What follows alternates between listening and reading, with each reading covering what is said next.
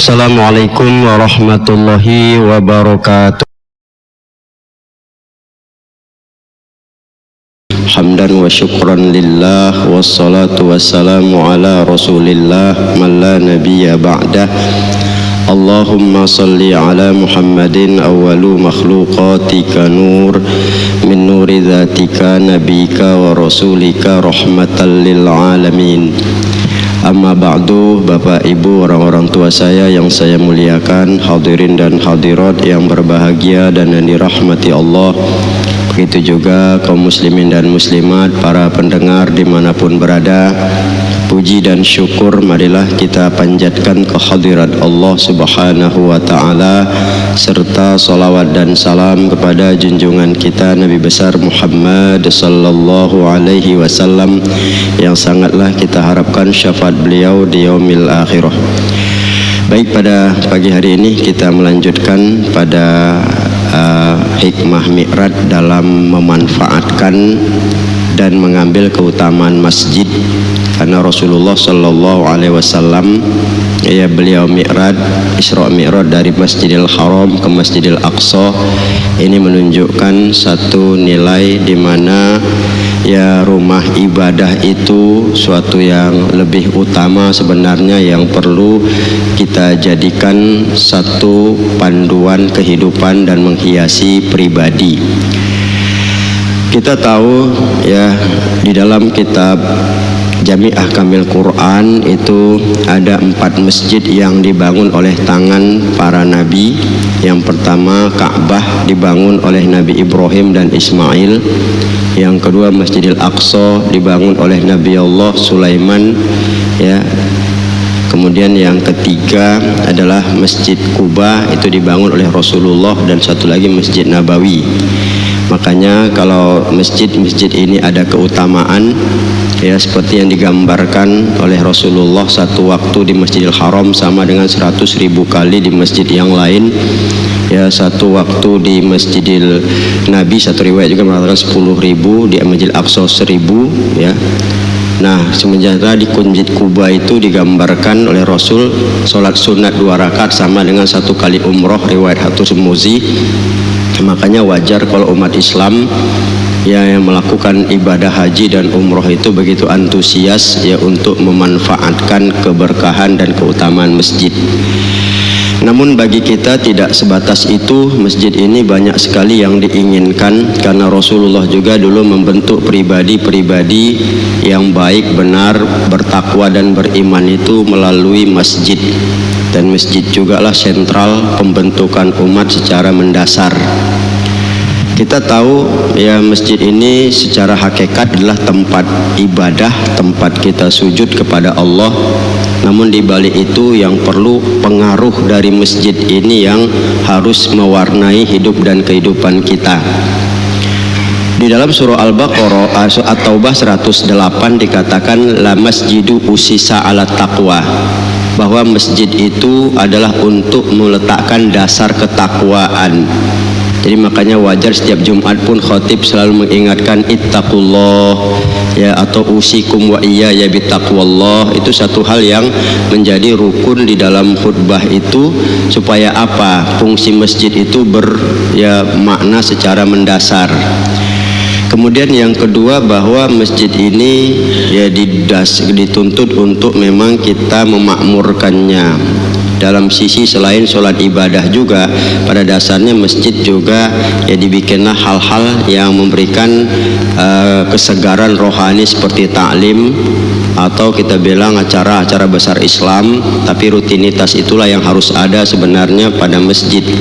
Jadi masjid itu jangan cuma sholat saja kosong, ya, bahkan tidak ada sama sekali ya hal-hal yang memberikan sentuhan siraman rohani di dalam diri kita. Kemudian juga masjid ini kalau kita lihat fungsinya banyak, bahwa nilai-nilai keimanan pun ada di dalamnya. Seperti di At-Taubah ayat 18, innama ya'muru masajidallah man amana billah.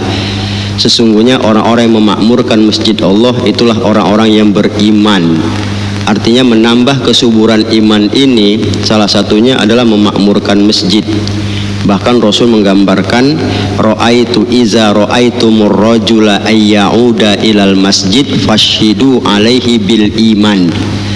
Apabila kamu melihat seseorang yang berulang kali ke masjid, memasuki masjid, bersaksilah kamu terhadap dirinya dengan iman. Artinya orang itu adalah orang yang beriman. Maka kalau kita bilang di luar masjid kita ragukan keimanannya, mungkin masih layak. Dalam artian bahwa ya jelas yang digambarkan Rasulullah ini orang yang memang betul-betul nilai masjid itu menjadi tempat dia ya beribadah, menenangkan diri. Makanya nilai iman itu layak dia. Jadi jangan cuma mau nikah, mati baru ke masjid. Itu kadang-kadang yang tak betul itu. Ya waktu mati baru mau disolatkan ke masjid. Ya maunya sebelum mati itu memang rajinlah ke masjid, kan itu yang sebenarnya diinginkan. Jadi tidak hanya memanfaatkan kebesaran masjid hanya sebatas seperti itu. Nah kemudian juga masjid ini kan juga fungsinya kita bilang manfaatnya bagi kita besar. Di antaranya ya kita bisa dilindungi pada hari kiamat nanti ya disebabkan juga masjid. Rasul sabdakan sab'atun yuzilluhumullah fi zillihi yauma la zilla illa zilluh. Ada 7 kelompok yang akan dilindungi Allah yang tidak ada perlindungan kecuali perlindungannya pada hari kiamat. Salah satunya rajulun qalbuhu mu'allaqun fil masjid. Seseorang yang hatinya mu'allaqon ya, tergantung, terpaut kecintaannya pada masjid itu sebagai sarana pembentukan pribadinya itu. Jadi kemanapun dia pergi maka pada masuk waktu dan sebagainya masjid yang dia cari, kan ada yang begitu ya. Ini kalau kita lihat, jadi ketergantungan pada masjid ini maknanya bagaimana masjid mewarnai hati, jiwa, pikirannya itu dan menjadikan kita bilang kehidupannya pada dasarnya tidak lepas dari nilai-nilai pembentukan dari masjid itu sendiri, sehingga memang dia senang untuk memang ke masjid itu. Nah kemudian juga masalah masjid ini kalau kita lihat memang sebenarnya banyak sekali hadis-hadis yang berhubungan dengan keutamaan masjid ini ya. Di antaranya juga bahwa masjid ini kan digambarkan di dalam hadis Rasulullah ya seperti membana masjidan banallahu baitam fil jannah. Siapa yang membangun masjid maka Allah akan bangun juga rumahnya di dalam surga. Nah ini tentu membangun masjid, membana ini membina dia, bisa bentuk fisik. Juga yang lebih baik adalah bagaimana ya nilai-nilai warna masjid itu ada di dalamnya. Terutama ini kan yang membentuk, ini kan membina, ini kan adalah orang-orang yang memang rajin untuk memakmurkan masjid itu. Nah kemudian juga orang yang ke masjid ini digambarkan Rasulullah di antara yang menggugurkan dosa itu iqdamu ilal jamaah. Ya bahwa melangkahkan kakinya untuk sholat jamaah ke masjid itu juga menggugurkan dosanya. Dan kalau kita lihat lagi juga ya nilai keberadaan masjid ini ya pada dasarnya di dalam agama kita itu ya seperti di dalam kitab Syaraful Umatil Muhammadiyah yaitu yang disusun oleh Syekh Muhammad Hasan Al-Alawi Al-Makki itu ya, dia dikutip dari beberapa hadis Rasulullah ya dari ya Turmuzi, Ahmad dan An-Nasai itu juga digambarkan ya ini masjid akan menjadi bahtera kata Rasulullah melewati Sirat ya, menjadi bahtera dia ya, artinya menjadi kapal. Tentunya ya bukan kapal seperti jalan di laut, dia lebih cepat lagi memberikan keselamatan. Ya itulah imamnya nahkodanya, ya jurumudinya itulah muazinnya, maka penumpangnya itulah makmumnya. Nah, maka itu orang-orang yang memang kita bilang menjadikan masjid ya nilai ibadah yang begitu kuat, insya Allah yakinlah kita. Apalagi kita tahu kan kalau sudah ke masjid ini ya ketenangan jiwa, ketentraman batin begitu besar terasanya. Maka orang banyak kadang kalau sudah suntuk dia lari ke masjid, tapi tidak sekedar melepaskan suntuk saja ya, tapi pada dasarnya harus ya rutinitas itu yang perlu dari nilai masjid ini tadi.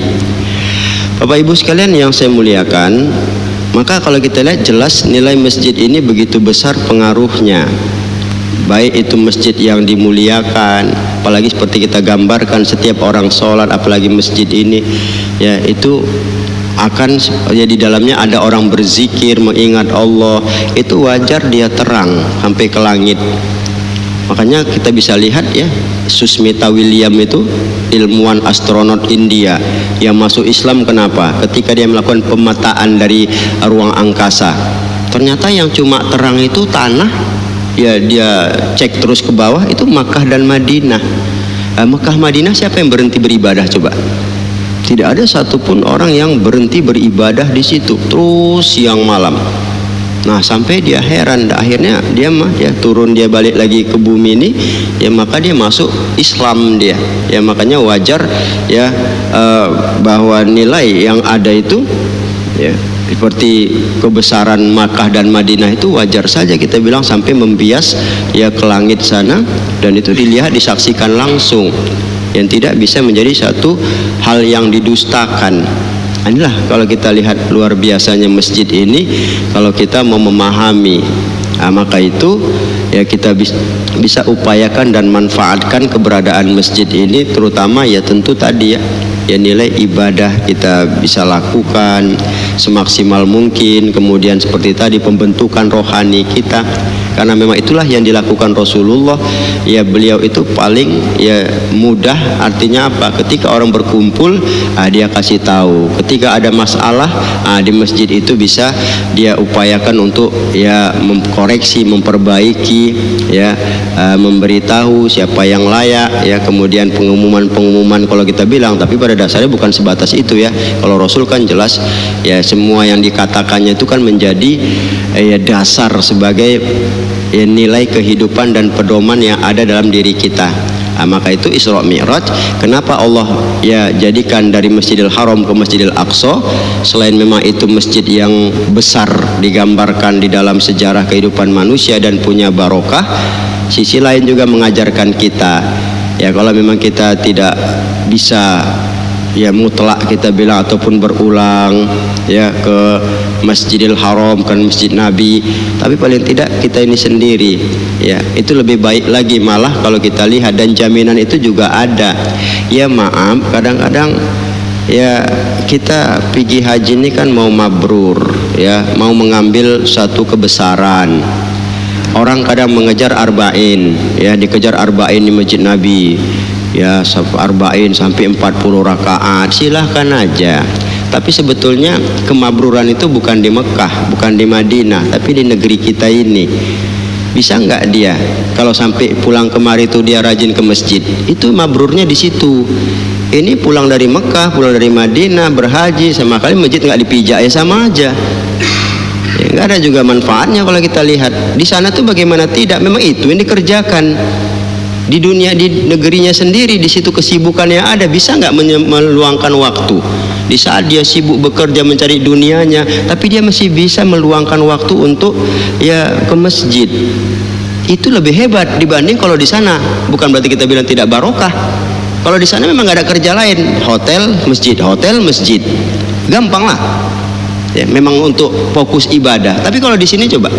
Di sini dia mencari nafkah, di sini dia bermasyarakat, di sini dia berkeluarga, di sini dia bagaimana ya berjuang dalam menata kehidupan, tapi dia masih menyempatkan ya sholat di masjid dan bisa rutin. Itulah yang betul diharapkan. Pulang dari haji itu maunya masjid makin ramai bagi para jemaah-jemaah yang sudah pernah ke sana, maunya begitu.